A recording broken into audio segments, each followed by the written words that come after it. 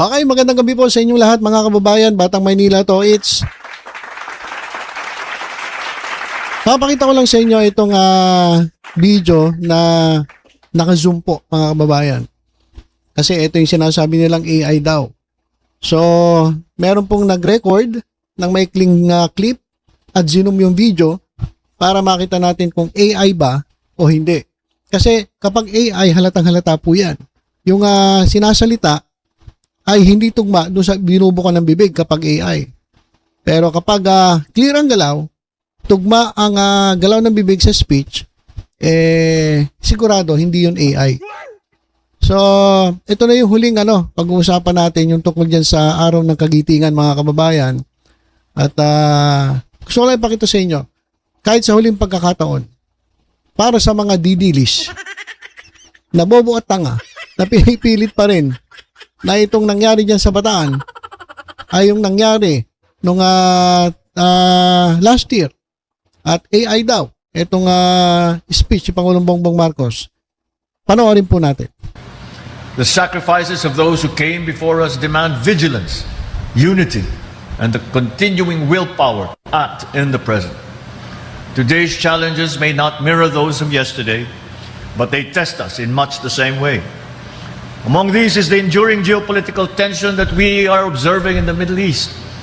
While we may stand far from the centers of conflict, we are not untouched by its consequences. Fuel prices weigh heavily on Filipino families, having been subjected the most to this scourge. In moments like these, the government will do everything that is possible to cushion the impact and safeguard the welfare of our people. And yet, governance is only a part of the equation. Nation building has always been a shared responsibility. But for this collective responsibility to succeed, it must be grounded in integrity, in courage, and in love for our country. Sa panahon ng matinding pagsubok, tulad ng nangyayari ngayon, kailangan natin balikan ang isang mahalagang bahagi ng katangian ng bilang Pilipino, ang pakikipagkapwa. Dapat natin kilalanin na ang bawat isa ay may parehong pangangailangan, may parehong pangarap, at may parehong pinagdadaanan.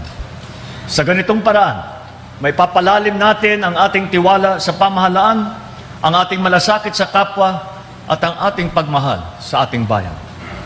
Dahil kapag iniisip natin ang kapakanan ng iba, mas nagiging malinaw kung bakit kailangan tayong magtulungan at magkaisa. Sa simpleng pag-unawa at pagdamay, nakakatulong tayong mapagaang ang bigat na dinadala ng ating mga kababayan. Ipinapaalala nila sa atin ang pag-uunlad ng bansa ay nakasalalay sa kung paano tayo nagsusumikap na humarap sa mga pagsubok at bumangon mula rito. The sacrifices of those who came before...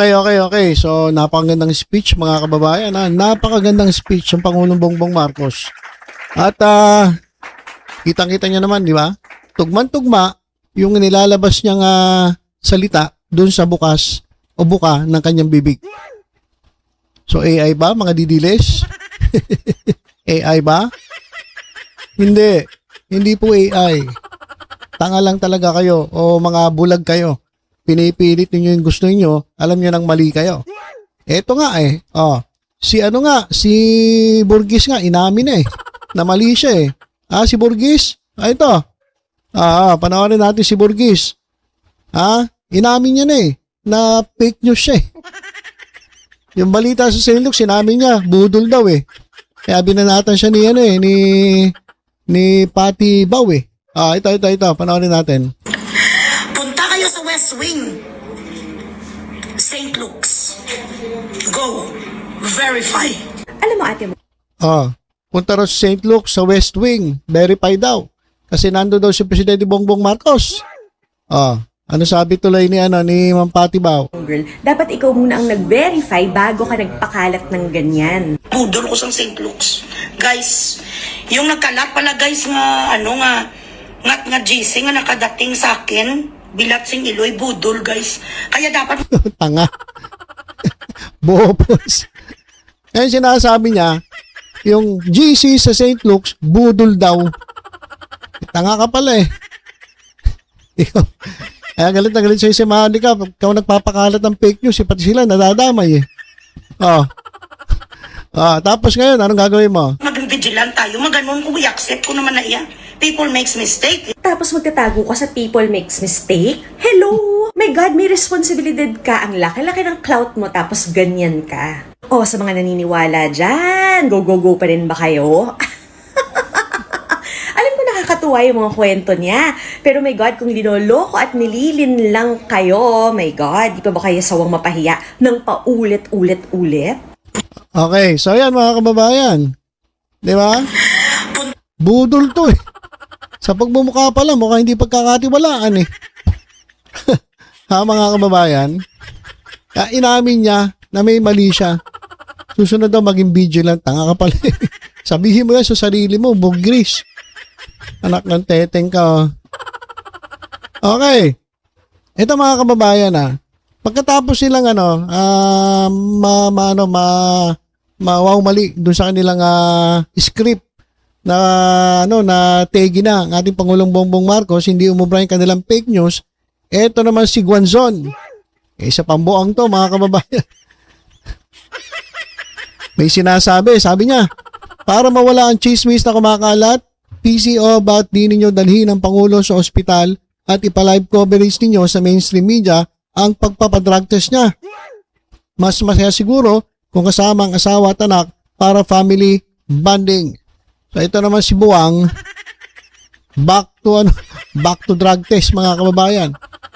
Wala, pumalpak sila dun sa kanilang script na na kesyo malala na ang Pangulo, naggurgur na ang Pangulo, na sila hindi umubra yung kanilang fake news eh. Eto, balik na naman dun sa drug test.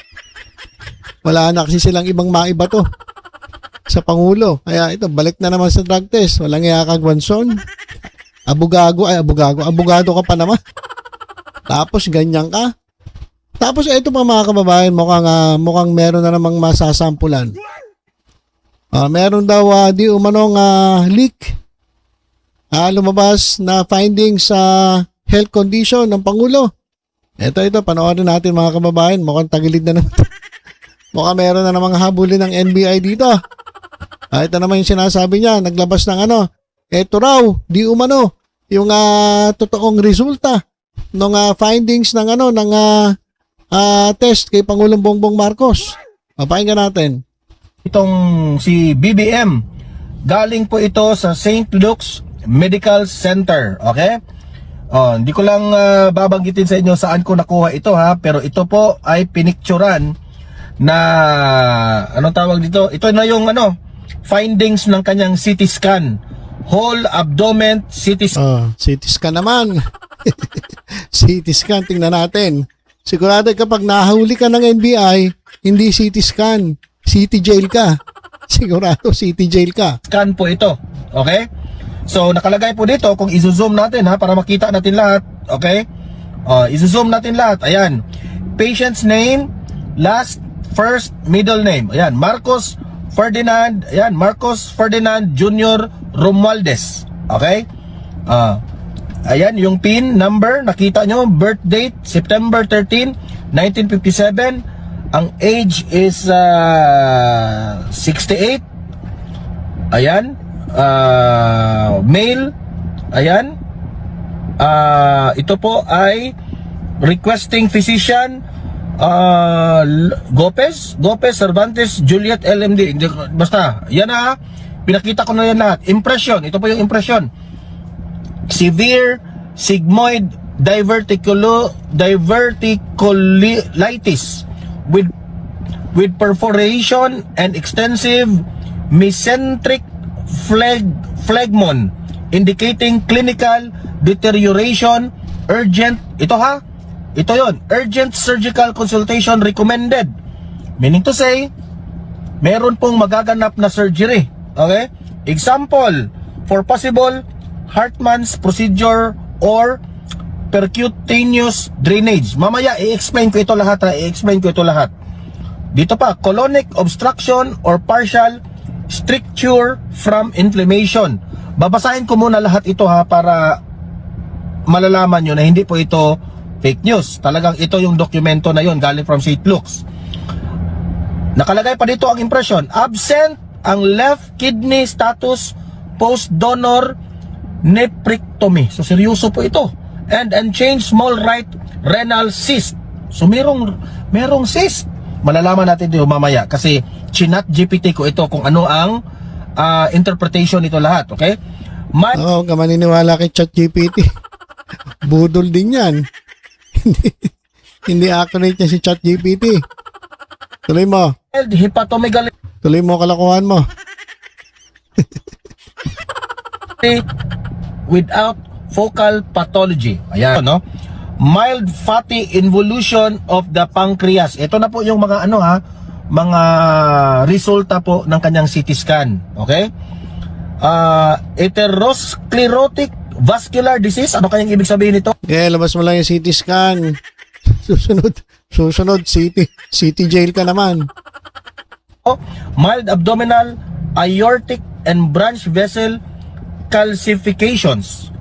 Ayan. Osteoporosis, degenerative osseous and disc changes. Okay, ang tanong, chinat GPT ko kung ito ba ay malubha na, kung seryoso po ba itong illness na ito. Okay? So ito po yung resulta ng ChatGPT. GPT, please analyze this if this is a serious illness. So heto na po yung explanation ni ChatGPT. Lakihan ko lang ha para lahat makabasa. Ayan. Sabi ni ChatGPT, I'll explain this clearly and honestly. So kung nagtatanong ka kung this is a serious illness, sabi ni ChatGPT, yes, seryoso po ito. Okay, so yan mga kababayan, nako, CT scan ha. Abang-abang ka sa NBI, mapunta ka sa city jail. Bawal po kasi yan mga kababayan, bawal po yan naglalabas ka ng resulta ng medical laboratory o medical bulletin o medical results ng isang pasyente. Bawal po yan. Kahit picturean mo yan, tapos nagkalat ka, kinalat mo, bawal po yan. Halimbawa na lang na legit, sabi natin legit, bawal po yan. Pati nagpicture, ikaw na nagkakalat, damay-damay kayo, may kulong kayo dyan. Bawal po yan. Hindi po pwede yan. Ha? Ay, abang-abangan mo NBI ha. Baka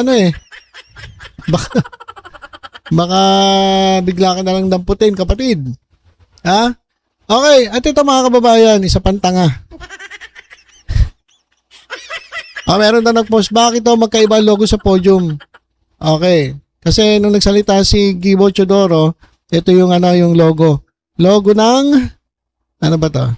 Ayan, di ba yung logo? Tapos, nung nagsalita si Pangulo, merong logo na sagisag ng Pangulo ng Pilipinas. Kung di ba naman tanga tong didiris na ito? Dalawa ang pulpito ron. Dalawa. Sa kaliwa, kapag ikaw nasa stage, yung kaliwa mo, ayan yung nagsasalita, ayan yung mga para sa guest. Yun yung ginamit ni Gibo Chodoro nung inintroduce niya, ito si Pangulong Bongbong Marcos. At dito sa kanan, kapag ikaw ay nasa stage, nasa kanan po yung podium o yung pulpito ng Pangulo. Nandun po yung yung pulpito na kung saan nakasulat sa gisag ng Pangulo ng Pilipinas. Dalawa po yan, Bopols. Napakatanga naman ito. Inuulit-ulit ko ganun talaga eh. Ito yung live nung pinakilala ni Gibo yung iba, yung logo table. Then nung mahal natin Pangulo ng sasalita, nag-iba ng lahat. O kerebet. Nagmalaki pa siya, tanga-tanga naman siya. Dalawa ang doon, dalawa ang podium, dalawa ang pulpito. So wag kang tanga. May paganyan-ganyan pa kayo. Bobo talaga mga DDS eh. At ito mga kababayan, bilang pagtatapos natin, dahil po hindi po nabigyan ng TRO si Sara Duterte, tuloy-tuloy po ang hearing dyan po sa House Committee on Justice, House of Representatives. Nako, meron po silang masamang binabalak na naman. Ano yung binabalak nila? Nako, nagpa-meeting si Hello Garci. Nak ng teteng Nagpa-meeting si Hello Garci mga kababayan. Ha? Ito, pakita ko sa inyo. Ito. Nagpa-meeting, oh. Hello, Garcia, oh. Nagpa-meeting, oh. Ayan, may picture, oh. Sino-sino yung nandun? Si Tupac-Sho. Sino pa? Si Tupac-Sho. Sino-sino pa? Basta nagpa-meeting si Gloria Macapagal-Arroyo. Nagpa-meeting. Bakit? Kasi gusto nilang tanggalin si Speaker D. Gusto nilang palitan at si Gloria Macapagal-Arroyo di ang gustong pumalit para matanggal si D. Para Para hindi matuloy ang impeachment ni Sara Duterte. Pakinggan natin ito mga kababayan. Ano nangyari? Bakit hindi nyo nakuha yung TRO nyo sa Supreme Court para hintuin ang impeachment? Papalitan nyo yung Speaker of the House? Yan tayo Anything para mahinto ang impeachment. At sa birthday ni Gloria Macapagal-Arroyo, nandyan na ang DDS Block. Ganon katakot, no? Ganon katakot na pag lumabas yan, yung mga alinlangan kay Sara Duterte ay magkakatotoo. Mukhang you're scared shit na talaga. Ano nangyari? Okay, so yan mga kababayan. Nagpa-meeting na ang bulilit. Ang going bulilit. Alang nga. Matanda na ito, talagang iba pa rin, Grabe talaga ang swapang sa kapangyarihan, At talagang gusto nilang pagtakpan si Sara Duterte doon sa lahat ng mga binibintang sa kanya. Kaya gagawin lahat para lang hindi matuloy ang impeachment.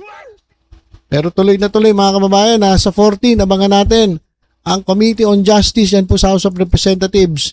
Marami patatawag, si Ramin Madriaga, sino-sino ba? Marami pong mga witnesses ang lalabas at malamang yari itong si Sara Duterte. Imbitado si Sara Duterte, ewan ko kung pupunta mga kababayan, o magdadahilan na naman at magtatago. Alam naman natin na hindi to humarap sa mga ganyan matapang pero duwag. Meron ba ganun? Matapang pero duwag. Hindi siya humarap sa ganyan. Kaya huwag na natin expect na darating si Sara Duterte. Pero mga kababayan, si Ramin Madriaga darating. Abangan natin yung kanyang ilalabas na baho ni Sara Duterte. So ayun lang po muna mga kababayan ng ating update. Tutok-tutok lang po dito sa Batang Maynila to. Ingat po tayong lahat. God bless po.